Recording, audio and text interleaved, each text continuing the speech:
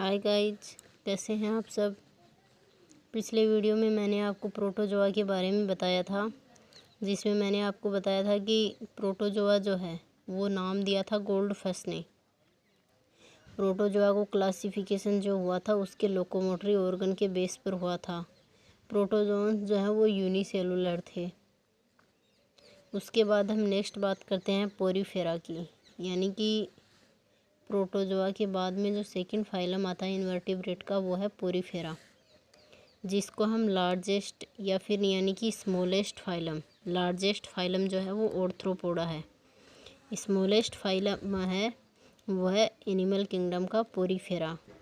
Porifera यानी कि पोर यानी होता है छिद्र, यानी कि स्पोर, और FERE यानी कि बियर यानी कि छिद्रनुमा। इनकी बॉडी के जो हैं ऊपर बहुत सारे छिद्र प्रेजेंट होते हैं, इसीलिए इनको पोर बियर नाम से भी यानी कि स्पंज नाम से भी जाना जाता है।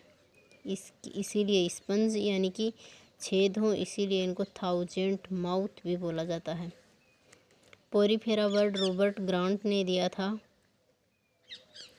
ये जो है वो मल्टी सेलुलर होते हैं, यूकैरियोटिक हैं ही। उसके बाद नेक्स्ट बात करें हम कि इनको जो है, जो ये छिद्र हैं बॉडी के ऊपर, इनको क्या बोलते हैं। इनके ऊपर जो छिद्र होते हैं, कुछ होते हैं उनको ओस्टिया बोलते हैं, कुछ होते हैं उनको ओस्कुलम बोलते हैं। ओस्टिया जो होता है वो बॉडी के अंदर ट्रांसपोर्ट का फंक्शन करता है, यानी कि बॉडी के अंदर फूड है, फूड मटेरियल है या फिर वाटर है या फिर मिनरल्स हैं, उनको बॉडी के अंदर ले जाने का काम करता है ओस्टिया द्वारा। और जो ओस्कुलम होता है, जो ये ओस्कुलम होता है, ये एनस की भांति कार्य करता है, यानी कि एनस की तरह है। ओस्कुलम भी जो एक्सक्रीटरी प्रोडक्ट्स होते हैं उनको बॉडी से बाहर निकालता है, यानी कि ओस्कुलम जो है वो पास आउट करता है और ओस्टिया इनटेक करता है। अंदर लेने का ओस्टिया करता है, बाहर निकालने का ओस्कुलम करता है। फिर हम बात करें इसकी बॉडी वॉल की, यानी कि ये मल्टी सेलुलर है, इसलिए इसके अंदर बॉडी वॉल प्रेजेंट होगी।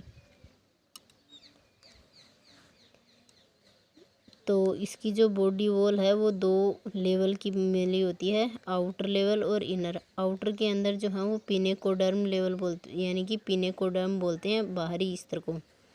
अंदर का होता है उसे कोइनोडर्म। पिनेकोडर्म वो पिनेकोसाइट सेल से मिलकर बनता है, यानी कि पिनेकोसाइट सेल आती हैं, वो मिलकर एक लेयर का फॉर्मेशन करती हैं, एक लेवल का, उसे पिनेकोडर्म बोलते हैं। जो इनर है उसे कोइनोडर्म बोलते हैं।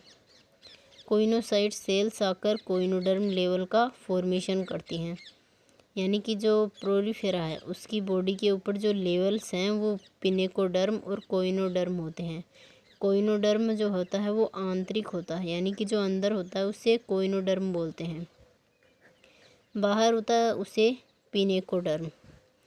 फिर हम बात करें कि स्पंजोसील केविटी होती है, ये पोरीफेरा के अंदर प्रेजेंट होती है, क्योंकि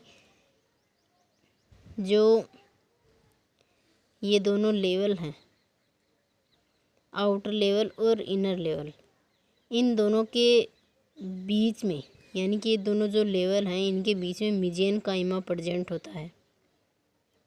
ठीक है, अब इन दोनों लेवल्स के अंदर जो बीच में केविटी होती है इनर लेवल के अंदर, उसको स्पंजोसील केविटी बोलते हैं, यानी कि इनर लेवल के बाद जो केविटी प्रेजेंट होती है वो स्पंजोसील केविटी कहलाती है।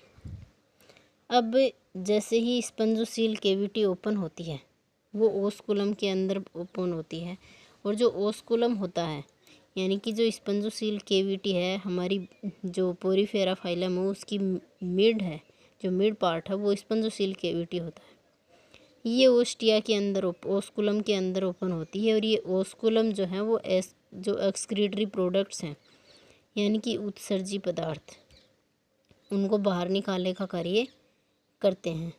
यानी कि जो ये ओस्कुलम है वो मैंने बताया था कि एनस की तरह ही फंक्शन करता है, क्योंकि हमारी बॉडी में एनस होती है या फिर एनिमल्स में एनस होती है, हम एनिमल्स के अंदर एनस होती है, उसके द्वारा वो जो एक्सक्रीटरी प्रोडक्ट होते हैं उनको पास आउट करते हैं। उसी तरह पोरीफेरा में ओस्कुलम होता है, जिसके द्वारा वो जो एक्सक्रीटरी प्रोडक्ट हैं उनको बॉडी से बाहर निकाल देता है। फिर हम बात करें बॉडी ऑर्गेनाइजेशन की, यानी कि जो शारीरिक संगठन है वो किस लेवल का होता है। इसके अंदर हमने बात की कि प्रोटोजोआ के अंदर यूनिसेलुलर था, इसलिए वो प्रोटोप्लाज्मिक लेवल का हो गया।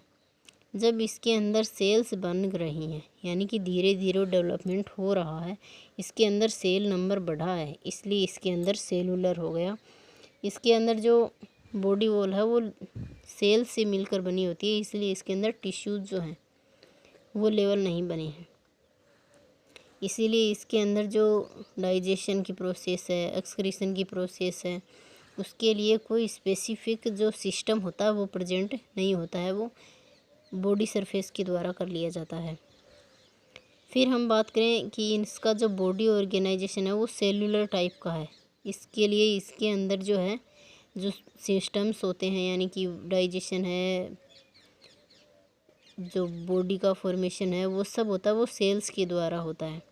इसके लिए इसके अंदर कुछ सेल्स प्रेजेंट होती हैं, जिसमें पहली आती है एमीबोसाइट सेल। जो एमीबोसाइट सेल है ये फूड के, यानी कि जो भोजन का आदान प्रदान होता है, यानी कि जो भोजन को खाया जाता है उसको जो डाइजेस्ट किया जाता है, यानी कि ट्रांसपोर्ट का कार्य, फूड मटेरियल के जो ट्रांसपोर्ट का कार्य करती हैं वो एमीबोसाइट सेल करती हैं। सेकंड आती हैं कोमोसाइट सेल। जो कोमोसाइट सेल हैं, यानी कि कोइनोसाइट सेल जो होती हैं इनके अंदर इंटरसेलुलर डाइजेशन होता है, यानी कि जो डाइजेशन की प्रोसेस होती है उसके लिए इसके अंदर डाइजेस्टिव सिस्टम प्रेजेंट नहीं होता है, क्योंकि इसके अंदर जो है वो सेल्स के नंबर तो बढ़ रहे हैं लेकिन टिश्यूज़ का फॉर्मेशन नहीं हो रहा है, इसीलिए इसके अंदर सिस्टम्स का फॉर्मेशन भी नहीं होगा। इसलिए इसके अंदर जो डाइजेशन है वो इंटरसेलुलर जो होता है वो कोइनोसाइट सेल्स के द्वारा किया जाता है और ये सेलुलर टाइप का होता है। फिर हम बात करें थर्ड नंबर की, यानी कि तीसरे नंबर पर जो सेल्स आती हैं वो हैं स्क्लेरोब्लास्ट सेल। ये जो स्क्लेरोब्लास्ट सेल्स होती हैं ये जो पोरीफेरा फाइलम है उसका जो स्केलेटन होता है, यानी कि जो बाहर का आवरण होता है उसका फॉर्मेशन करती हैं स्क्लेरोब्लास्ट सेल्स, यानी कि कंकाल बनाने का कार्य करती हैं स्क्लेरोब्लास्ट कोशिकाएं। फिर है यूरोसाइट सेल्स, यानी कि जो यूरोसाइट सेल्स होती हैं वो क्या फंक्शन करती हैं। यूरोसाइट सेल्स जो पोरीफेरा है उसके बॉडी पे जो ओस्टिया और ओस्कुलम प्रेजेंट हैं उन्हें खोलने और बंद करने का कार्य करती हैं यूरोसाइट सेल, यानी कि जैसे ही ओस्टिया ओपन होते हैं उससे फूड को जो है वो अंदर ले लिया जाता है, उस टाइम ये क्या करती हैं ओस्कुलम को बंद कर देती हैं। फिर ये ओस्टिया जैसे ही बंद होंगे ओस्कुलम को खोल देती हैं, जिससे वेस्ट प्रोडक्ट है वो बाहर निकल जाता है और इनको खोलने और बंद करने का कार्य करती हैं यूरोसाइट सेल्स, यानी कि एक्सक्रीटरी सिस्टम वाला फंक्शन या फिर ओपन क्लोज सिस्टम है वो करती हैं यूरोसाइट सेल। फिर है आर्क्योसाइट सेल। आर्क्योसाइट सेल्स के अंदर क्या होता है कि ये एक सेल से दूसरी सेल का फॉर्मेशन करने की कैपेसिटी रखती है, यानी कि टोटीपोटेंट सेल होती है, ना कि टोटीपोटेंसी।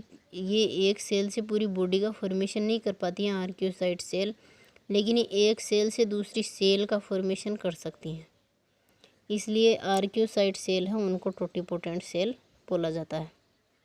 फिर हम बात करें इसका जो पोरीफेरा है उसका लार्वल स्टेज। पोरीफेरा के अंदर लार्वा प्रेजेंट होता है, उसकी जो लार्वल स्टेज है इसे एम्फीब्लास्टुला और पेरेन्काइमुला, यानी कि एम्फीब्लास्टुला और जो पेरेन्काइमुला हैं वो लार्वल स्टेज हैं पोरीफेरा की।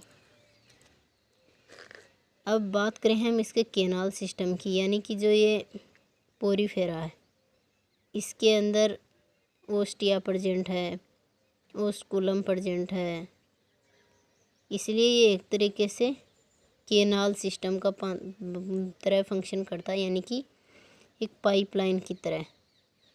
केनाल सिस्टम हो गया। ओस्टिया और ओस्कुलम में फूड को ले रहे हैं, फूड को बाहर निकाल रहे हैं, ये जो फंक्शन है वो केनाल सिस्टम के ओस्टिया और ओस्कुलम के अंदर होता है। फिर हम बात करें जो पोरीफेरा का लार्वा है वो जैसे ही एडल्ट में चेंज होता है तो उसके अंदर जो केनाल सिस्टम है वो भी चेंज होता है। केनाल सिस्टम है वो एस कोन